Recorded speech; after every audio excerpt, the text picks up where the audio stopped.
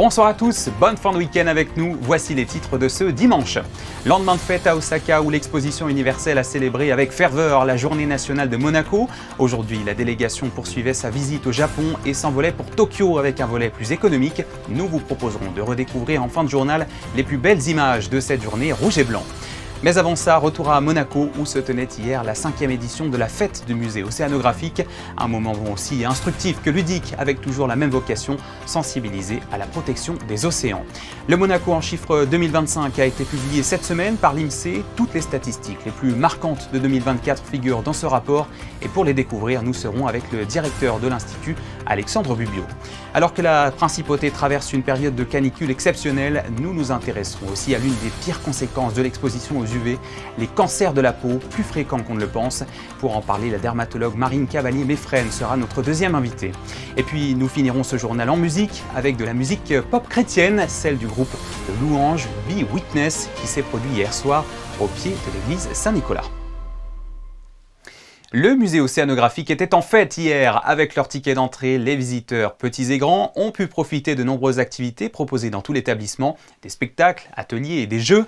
L'objectif de cette journée était évidemment de sensibiliser à la protection des océans. Sarah Nkari et Alexandra Marangoli. Dans ma tombe droit. Apprendre à faire un nœud marin ou encore à distinguer les animaux du bord de mer. Les petits et les grands ont fait le plein de connaissances lors de cette journée organisée pour la 5e fois par les amis du musée océanographique. Vous avez des activités plus pour les sensibilités artistiques, des petites choses manuelles, on a des activités un peu plus sportives, on a l'AS Monaco qui est dehors, on a le CESMM qui est ici, on a des activités sur la thématique du recyclage, tout est dans l'objectif de la préservation des océans. À l'heure où il y a urgence à agir, les bons gestes s'inculquent dès le plus jeune âge et la petite Eva semble avoir retenu la leçon. Quand quelqu'un met des choses dans la mer, les petits poissons, ils peuvent mourir. Il faut les jeter dans les poubelles. Et toi, tu jettes les papiers dans la mer? Non. Et si tu vois quelqu'un jeter un papier dans la mer, qu'est-ce que tu vas dire? La police, elle va le mettre dans la prison. Pour les parents, cette sortie pédagogique est un prolongement des actions de sensibilisation menées au quotidien. À la maison, on leur a appris le tri, même la petite, donc il y a 4 ans, elle est habituée, on a 2 poubelles à la maison. Pour cette nouvelle édition de la fête du musée, absolument tout l'établissement a été investi, y compris les aquariums, où un atelier de dessin scientifique est en cours. L'idée, c'est d'avoir en 2 temps, d'abord d'aller observer les poissons dans le grand aquarium, de regarder les différentes formes qu'on trouve, d'essayer de les reproduire au mieux, et puis ensuite de mettre la couleur, un petit peu comme dans les dessins scientifiques qu'on pouvait trouver, les planches.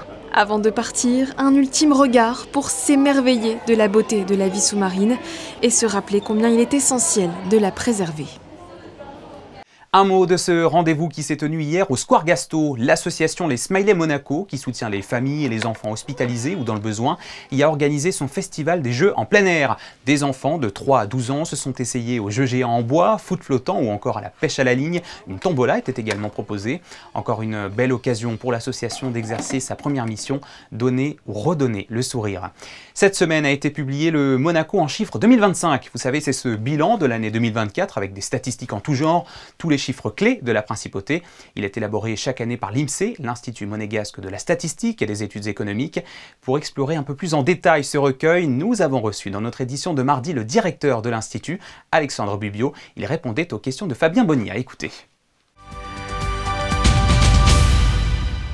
Alexandre Bubio, bonsoir. Bonsoir Fabien. Vous venez de présenter le fameux Monaco en chiffres 2025. Vous allez m'analyser tout cela, si vous le voulez bien. Déjà une généralité. Qu'est-ce que le Monaco en chiffres? Qu'est-ce que l'on y trouve dans ce Monaco en chiffres? Le Monaco en chiffres, c'est un recueil de statistiques, on espère les plus pertinentes sur la principauté, qui traite d'à peu près tous les sujets. Il y a 6 grandes parties.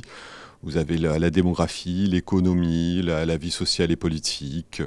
Voilà, c'est un recueil de chiffres pour permettre d'éclairer la principauté avec des données variées et on espère très pertinentes.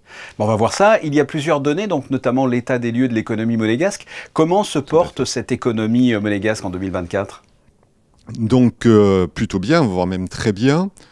On a de très bons chiffres sur l'emploi, puisqu'on a encore battu Il y a eu 107 millions d'heures travaillées, alors que l'an dernier c'est 103 millions, donc on est encore au-dessus de l'an dernier, c'est 4% de hausse. Pareil pour le chiffre d'affaires, le nombre d'établissements, donc plutôt de très bonnes nouvelles sur 2024.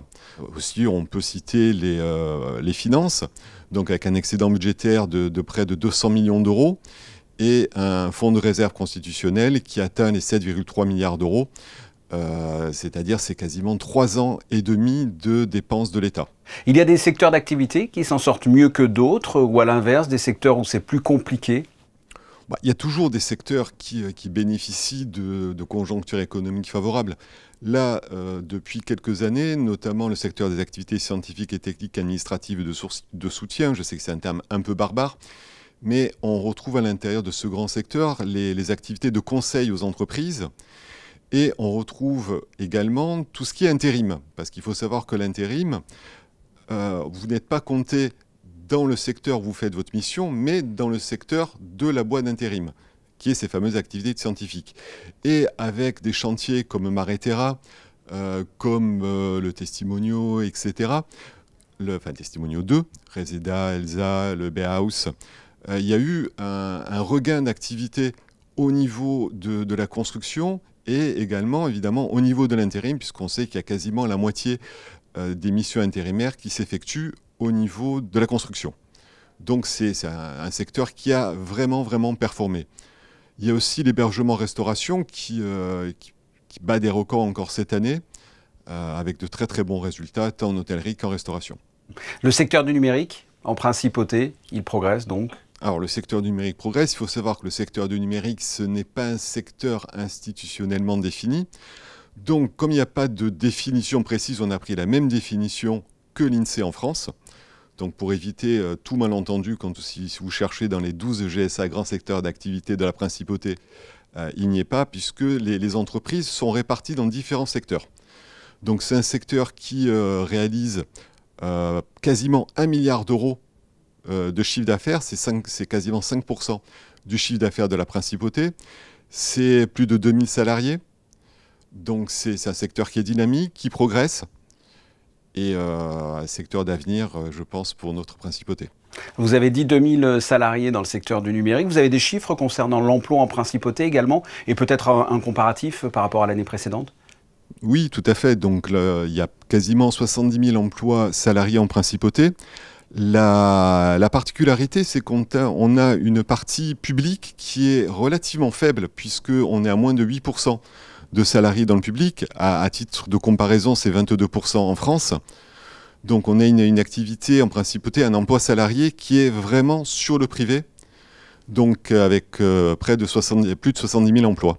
D'accord. Est-ce qu'il y a des nouveautés dans ce Monaco en chiffres, des sondages, des enquêtes qui n'étaient pas dans le précédent?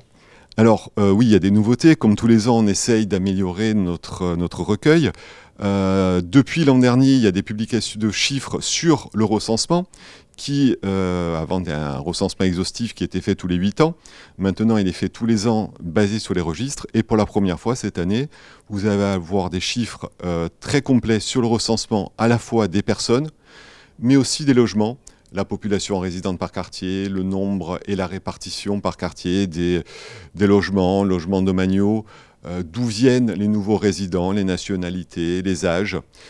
Et sur un terme, on va dire, plus léger, avec l'ouverture du nouveau refuge de la SPA, on a pour la première fois des chiffres sur les chiens, les chats, via la SPA. Pour finir, est-ce que l'on connaît les tendances économiques du premier trimestre 2025 ou c'est trop tôt pour en parler? On les connaît puisque je l'ai présenté également ce matin. Les chiffres sont sortis la semaine dernière. Donc un chiffre d'affaires en progression, en forte progression. On est à plus 12,1% sur le premier trimestre. Le commerce extérieur aussi progresse, mais plus modérément. Et ce qui est important, c'est que c'est surtout une progression de nos exportations qui vraiment va pousser vers l'avant le volume global des échanges. Et s'il y a un autre point à retenir sur le commerce extérieur, c'est qu'au premier trimestre, pour la première fois, ce ne sont plus les échanges avec l'Union économique qui sont majoritaires, ils deviennent minoritaires. Donc on exporte plus et on achète plus avec le reste du monde que l'Union européenne. D'accord, d'accord.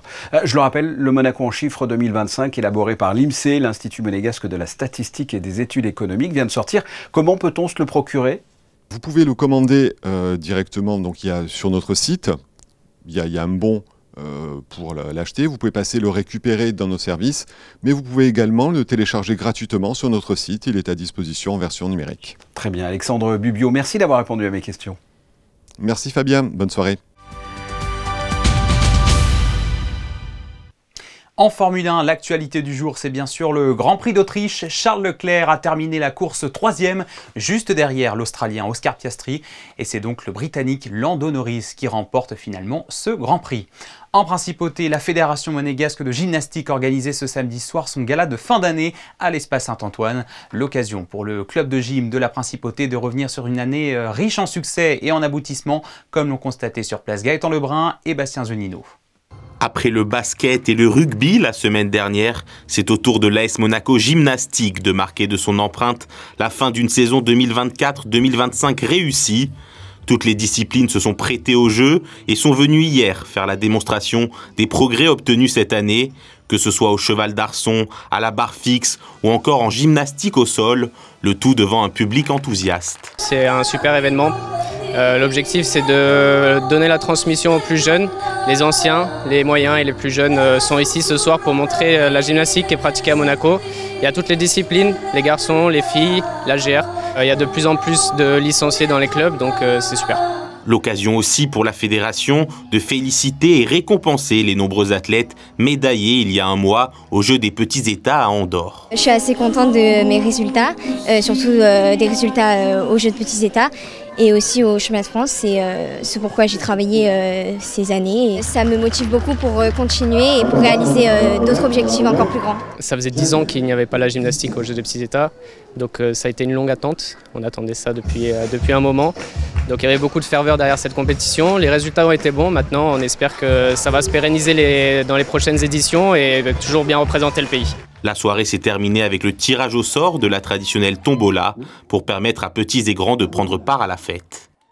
Un événement presque similaire du côté de l'AS Monaco Rugby qui a organisé cette semaine sa soirée des partenaires à Menton. Un rendez-vous à mi-chemin entre sport et emploi avec au programme des rencontres avec des acteurs économiques de la région en présence, vous allez le voir, d'un invité de marque. Reportage d'Alban Gingembre et Massimo Piantoni. Joueurs, staff et partenaires de l'AS Monaco Rugby réunis pour aborder la problématique du travail et de l'encadrement des joueurs. Le club s'engage à créer des passerelles concrètes entre le monde de l'entreprise et du sport. On a un modèle plus réactif avec des joueurs qui sont complètement intégrés dans le tissu économique monégasque et qu'on essaye d'accompagner. On a essayé de faire le trait d'union entre ces modèles d'apprentissage, de compétences, de reconversion, de milieu professionnel et de performance sportive. Aujourd'hui, on a des joueurs qui performent sur le terrain, qui mettent en lumière des partenaires qui sont partenaires du club depuis des années et qui en plus investissent professionnellement sur des entreprises qui sont engagées à nos côtés. On sait qu'un joueur qui est bien, qui professionnellement est engagé, va donner satisfaction sur le terrain et donner une belle image du partenaire qui est présent au club. Trop de clubs dits amateurs sont partis dans cette dynamique de donner de l'argent un peu gris aux joueurs sans leur dire que un jour ça peut s'arrêter. Cette réflexion de dire je viens, je m'éclate, je suis dans un collectif, je joue au rugby et en plus derrière je prépare mon avenir professionnel pour continuer à vivre correctement et normalement, je trouve ça extraordinaire. C'est une très belle dynamique. Prochaine sortie du club, le 12 juillet, l'AS Monaco Rugby sera au stade Prince Héréditaire Jacques pour un tournoi inter-entreprise. Chaque année en France, entre 140 et 250 000 cas de cancer de la peau sont diagnostiqués, pour la plupart dus à une exposition prolongée aux UV, un sujet plus que d'actualité alors que la principauté est actuellement touchée par un épisode caniculaire historique. Pour évoquer cette thématique, une dermatologue du CHPG est allée mercredi à la rencontre d'étudiants de l'IFSI, l'Institut de formation en soins infirmiers. Je vous propose de la réécouter, elle était invitée de Fabien Bonnier à cette semaine. Marie Cavalier-Meffrin, bonsoir. Bonsoir. Pour rentrer dans le vif du sujet, le soleil, ami ou ennemi? Alors le soleil, ami bien sûr, parce que c'est une source de bonne humeur, de joie, c'est évocateur de vacances. mais toujours avec précaution. Hein. C'est une question le soleil, c'est une question d'équipement. Donc on va parler des mesures à prendre de photoprotection. Si on s'expose dans de bonnes conditions, ça peut être un très bon ami, le soleil. Alors très concrètement, quels sont les dangers justement? Que risque-t-on avec le soleil? Alors déjà, ça dépend des personnes. C'est sûr qu'on n'est pas tous égaux face au soleil. Ça dépend de la peau. Les personnes à la peau claire, qui ont énormément de grains de beauté et qui ont déjà eu dans leur vie des cancers de peau, sont forcément pas très amis avec le soleil. En revanche, des personnes à la peau un peu plus mate, qui ont très peu de grains de beauté, pourront s'exposer un petit peu plus facilement en prenant les précautions élémentaires que je vais vous expliquer après, évidemment. D'accord. Quels sont les types de maladies en tant que dermatologue, vous êtes confronté, j'imagine, à des cas graves à cause du soleil? Il y a des cas graves, mais heureusement rares, de cancer de peau qui s'appellent les mélanomes, qui sont très rares et qui sont dus donc, souvent à une prédisposition génétique et aussi aux coups de soleil pris dans l'enfance et l'adolescence. Oui, c'est ça. Donc, il faut protéger les enfants très tôt parce qu'effectivement, plus tard, ça peut ressortir. Oui, les coups de soleil pris dans l'enfance et l'adolescence sont irréversibles et sont beaucoup plus graves que les coups de soleil pris plus tardivement. Par exemple, à 85 ans, c'est moins grave de prendre un coup de soleil que sur un enfant de 3 ans, par exemple. Vous avez organisé un atelier auprès de l'IFSI. Pourquoi et quel message vous voulez leur faire passer? Alors, on a organisé un atelier effectivement avec les étudiants de l'IFSI. C'est leur projet de fin d'année.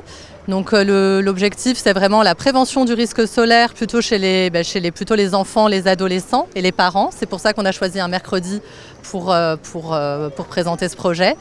Et donc l'objectif, c'est de casser les idées reçues. Par exemple, qu'on ne peut pas bronzer à cause de la crème solaire, ce qui n'est pas vrai, et qu'on est bien protégé sous un parasol, ce qui n'est pas parfaitement juste. Donc d'essayer un petit peu de casser les idées reçues et de rectifier les choses. Expliquer un petit peu comment se servir des crèmes solaires correctement, hein, notamment le fait de bien étaler sa crème solaire est aussi important que le choix du SPF, de la protection solaire. D'accord. Alors quelles sont justement les règles de base pour se protéger du soleil? On rentre là dans les le vif règles du de sujet. base, on rentre dans le vif du sujet. Le plus important, déjà, c'est d'être conscient que le zénith solaire à l'heure d'été, il est à 14 h, il n'est pas à midi. D'accord. Donc 2 heures avant et 2 heures après, hein, c'est-à-dire de midi à 16 h, on évite de s'exposer. Si on n'a pas de montre, il suffit de regarder son ombre. Si mon ombre est plus petite que moi, je ne m'expose pas. Ça veut dire que le soleil est très perpendiculaire. Ça, c'est le premier point et c'est élémentaire. Le deuxième point, c'est de toujours rechercher l'ombre, au minimum l'ombre d'un parasol, idéalement une ombre un peu plus large, une ombre de mur par exemple. C'est vrai que même quand on marche dans la rue, choisir le trottoir à l'ombre, c'est toujours plus opportun. Ensuite, il y a la photoprotection vestimentaire. Donc c'est de porter des vêtements couvrants, hein, par exemple des manches, éviter les débardeurs trop dépoitraillés devant et derrière. Porter un chapeau idéalement à large bord pour avoir les joues protégées et la nuque protégée. Et en dernier lieu, et je le mets en dernier point volontairement, c'est la crème solaire qui sert en complément de ces autres mesures et qu'il faut choisir avec un indice adapté à sa qualité de peau. Donc par exemple un phototype clair, une personne à la peau claire prendra plutôt un écran 50, alors qu'une personne à la peau qui bronze un petit peu plus facilement, une peau un peu plus méditerranéenne, pourra commencer la saison, même avec de la crème solaire 30. Et bien renouveler les applications toutes les 2 heures, parce qu'au bout de 2 heures, on s'est essuyé, on a marché et il ne reste plus tellement de crème solaire. Marine Cavalier-Meffrin, merci d'avoir répondu à mes questions et de nous avoir donné ces conseils. Merci beaucoup. Merci. Un rendez-vous pas comme les autres s'est tenu hier sur la place du Campanin, au pied de l'église Saint-Nicolas. Le groupe de louanges chrétiens Be Witness a répondu à l'invitation du diocèse de Monaco pour donner un concert. Sarah Incari et Alexandra Marangoni ont capté ce moment musical de foi et de communion. Regardez. Le nom du Seigneur, je compterai tous ses bienfaits. Porté par une énergie contagieuse et des compositions pop engagées, le groupe Be Witness s'est imposé comme une voix incontournable depuis sa création il y a plus de 10 ans. À travers leur musique chargée de paix, d'amour et d'espérance, ces jeunes espèrent avant tout touché le cœur du public. Qu'il y ait 10 personnes ou 3000 personnes, nous le principal c'est que le nom de Jésus soit élevé et que les cœurs soient touchés, les vies changent, les vies soient restaurées, les gens vivent des choses difficiles et je pense que Monaco n'en est pas épargné. Tout le monde vit des stress, des choses difficiles et on croit que Jésus peut relever les vies, peut relever celui qui est faible et peut redonner de la force à celui qui est fatigué. C'est ce qu'on va prêcher ce soir. Malgré la chaleur, on va invoquer la brise légère du Saint-Esprit et ça va être incroyable. Un concert incroyable, le leader du groupe prêche des spectateurs convaincus, comme ce groupe d'amis. Il y a une année, ils étaient venus à la cathédrale et du coup, on avait pu les voir. Et là, du coup, c'est la deuxième fois qu'on peut les voir. Et vous êtes pressés que ça commence? Oui. L'attente touche à sa fin. Les artistes conviés par le diocèse de Monaco s'apprêtent à monter sur scène pour 1h30. L'idée, c'était de se dire, ces personnes qui viennent, ils vont vivre quelque chose au concert, c'est très bien, mais on ne veut pas qu'elles repartent comme elles sont venues. On veut que ce soit aussi l'occasion pour ceux qui sont déjà peut-être un peu plus engagés dans l'église aujourd'hui, de les accueillir et de les rencontrer et pourquoi pas de les accompagner un petit peu si ils ont envie de faire un bout de chemin de plus vers Dieu. Quand je songe à ta beauté sans pareil. Le groupe, lui, a poursuivi son chemin vers les Bouches-du-Rhône pour se produire ce soir au Dôme de Marseille.